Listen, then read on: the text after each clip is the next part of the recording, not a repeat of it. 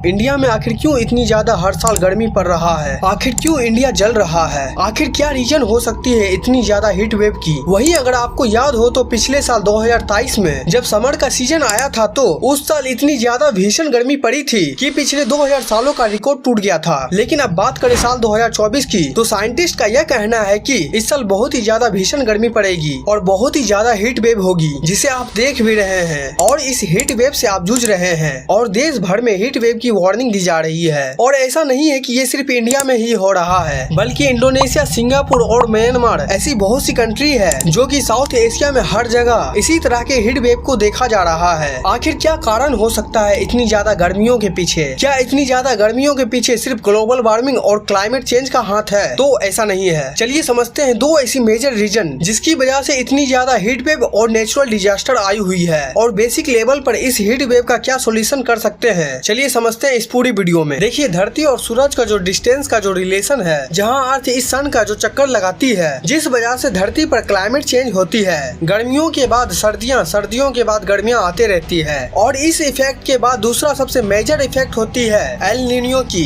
लेकिन ये क्या चीज है एल नीनियो और आखिर ये होता क्या है? एल नीनियो ये हमारी धरती का एक ऐसा क्लाइमेट है जो कि एक ऐसी नेचुरल साइकिल है जो हर 4 या 7 सालों में आते रहता है। लुक, लेकिन ये एल नीनियो देखने को कहाँ मिलता है? अधिकांश ये एल नीनियो पैसिफिक ओशियन में देखने को मिलता है। जब पैसिफिक ओशियन के ऊपर जब हवा ईस्ट डायरेक्शन से वेस्ट डायरेक्शन की ओर फ्लो करने लगती है और ऐसी फ्लो करने वाली हवा को ट्रेड विंड्स कहा जाता है और ये अधिकांश केस में ये अमेरिका से लेकर एशिया, ऑस्ट्रेलिया की डायरेक्शन में ही फ्लो करती है। और ऐसा इसलिए क्योंकि पृथ्वी का रोटेशनल ही ऐसी होती है। कोरियोलिस इफेक्ट की वजह से होता है, जो कि कोरियोलिस इफेक्ट में अर्थ जो है वो वेस्ट से ईस्ट डायरेक्शन में रोटेट करती है और इसी कोरियोलिस इफेक्ट की वजह से ये ट्रेड विंड अपोजिट डायरेक्शन में फ्लो करती है और इसी वजह से पैसिफिक ओशियन के सरफेस पे जो पानी प्रेजेंट होता है वो इस हवा की वजह से वेस्ट डायरेक्शन की ओर जाने लगता है। और जब ऐसा होने लगता है तब ईस्ट की दिशा में ओशियन की गहराई में जो पानी प्रेजेंट होती है वो पानी ऊपर आने लगता है। मतलब यही कि साउथ अमेरिका की तरफ ओशियन के नीचे से पानी आने लगता है और ये पानी काफी ज्यादा ठंडा होता है ऊपर वाले पानी के कंपेयर में। और इस फेनोमेना की वजह से गर्म पानी वो ऑस्ट्रेलिया की तरफ चला जाता है और जो ठंडा पानी है वो साउथ अमेरिका की तरफ रहता है और जो पानी ऑस्ट्रेलिया की तरफ चला जाता है वो ऑलरेडी हीट होता है, जिस वजह से वो इवापोरेट भी बहुत ही जल्दी हो जाता है और वो बहुत ही जल्दी इवापोरेट होकर क्लाउड के फॉर्म में बन जाता है। और इसी वजह से इधर ज्यादा बादल भी बनते हैं और ज्यादा बारिश भी ऑस्ट्रेलिया की साइड होती है। लेकिन जरा सोचिए, जब यही हवा यानी कि ट्रेड विंड स्लो हो जाए या तेजी से फ्लो नहीं कर रही है स्पेसिफिक ओशियन के ऊपर से, तो क्या होगा? जो पानी ओशियन के नीचे से आती थी वो आना बंद हो जाएगी और जो सरफेस पे जो गर्म पानी रहता था वो पानी कहीं भी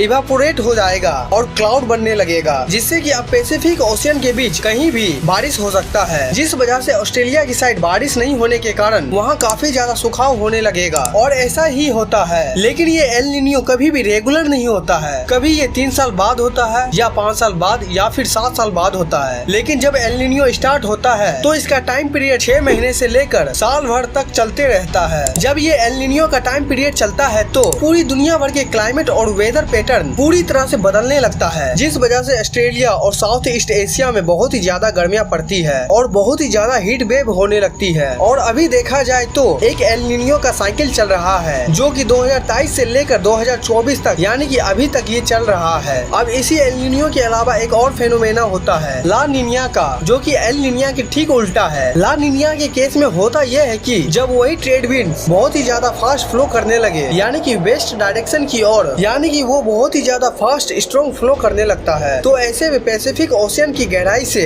और ज्यादा ठंडा पानी ऊपर आने लगता है और ज्यादा गर्म पानी वेस्ट डायरेक्शन की ओर जाने लगता है, जिससे कि ऑस्ट्रेलिया के साइड बहुत पानी इवापोरेट होकर क्लाउड के फॉर्म में बनने लगता है। तब उस साइड बहुत ही ज्यादा बारिश भी होने लगती है और इतनी ज्यादा बारिश पड़ती है कि वहाँ पर बाढ़ आ जाती है। लेकिन इस ला नीनिया की इवेंट बहुत ही लंबे टाइम तक चलता है। मतलब यही कि कभी ये 2 साल या फिर 3 साल या फिर 4 साल तक चलते रहता है। जब ये ला नीनिया 2021 में आया था तो ये लंबे समय तक चला था, जिसकी वजह से ऑस्ट्रेलिया में बाढ़ आ गया था और ये एल नीनिया और ला नीनिया की वजह से बहुत सारे कंट्रियों में फ्लड्स देखने को मिला है। लेकिन इस एल नीनिया और ला नीनिया के इवेंट में हमारे देश इंडिया पर क्या इफेक्ट पड़ता है? अगर आपको याद हो तो पिछले साल इतनी ज्यादा गर्मी पड़ी थी और इतनी ज्यादा हीट वेव हुआ था और जहाँ बारिश भी कम। इसी एल नीनियो की वजह से और एल नीनियो की वजह से ही 2024 यानी अभी के समय में इतनी गर्मी और हीट वेव हो रही है। और इतनी ज्यादा गर्मियों की वजह से इंडिया की इकोनॉमी पे काफी इफेक्ट भी पड़ता है, क्योंकि जब एल नीनियो का इवेंट होता है तो बहुत ही ज्यादा गर्मी और ड्राइनेस होने लगता है, जिसकी वजह से किसान अपनी खेती नहीं कर पाते हैं। और बहुत सारे ऐसे हॉकर्स हैं जो कि अपना स्टॉल सड़कों के किनारे लगाकर कुछ बेचते हैं, और बहुत सारे ऐसे लेबर हैं जो कि दिन में काम करके कमाते हैं। और ये सभी काम इतनी ज्यादा गर्मियां और हीट वेव में नहीं हो पाएगा, जो कि कहीं न कहीं इकोनॉमी पे